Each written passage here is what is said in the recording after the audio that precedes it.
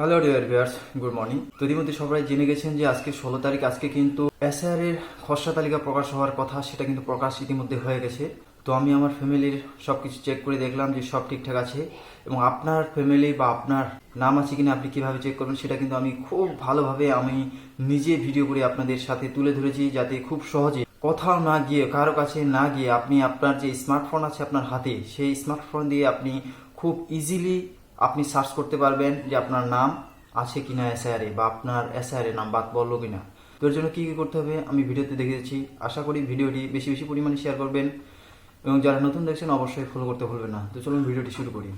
প্রথমে আপনার মোবাইলে সার্চ করবেন WB ইলেকশন কমিশন। এটা সার্চ করার পর কিন্তু আপনার কাছে এরকম একটা ইন্টারফেস আসবে। তো প্রথমে যেটা অফিসিয়াল ওয়েবসাইট, সেটাতে আপনি ক্লিক করবেন, সিইও ওয়েস্ট বেঙ্গল। এটাতে ক্লিক করার পর আপনার কাছে এরকম একটা শো হবে। তো আপনি যে কোনো জায়গায় ক্লিক করলে এটা হেঁটে যাবে। তারপরে ইলেক্টর যে আছে এখানে আপনি ক্লিক করবেন। এরপর উপরে দেখতে পারবেন যে find your name in electoral roll, বা এখানে নিচে লেখা আছে search your name in electoral roll.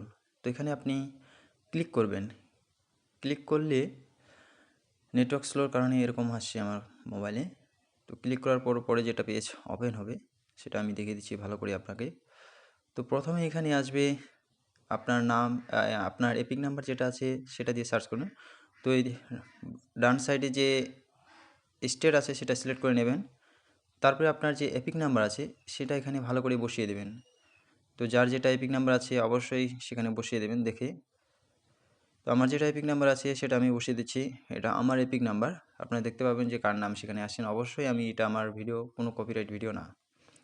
তারপর নিচে যে ক্যাপচার কোড আছে সেই ক্যাপচার কোডটি এখানে ভালো করে ফিল আপ করে দেবেন।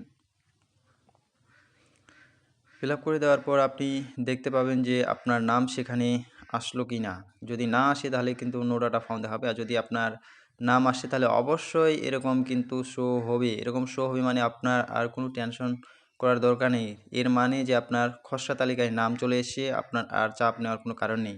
আর যদি আপনার নাম না আসে তাহলে নো ডাটা ফাউন্ড এরকম দেখাবে, তার মানে আপনি ঝামেলায় আছেন। তো এর জন্য যাদের নাম আসবে না, অবশ্যই অনেক সময় আছে, জানুয়ারি 15 তারিখ অবধি আপনি আপনার নাম খসড়া তালিকায় ওঠাতে পারবেন, এবং আপনাকে ইআরও যে আছে তিনি কিন্তু হিয়ারিংয়ে ডাকবেন।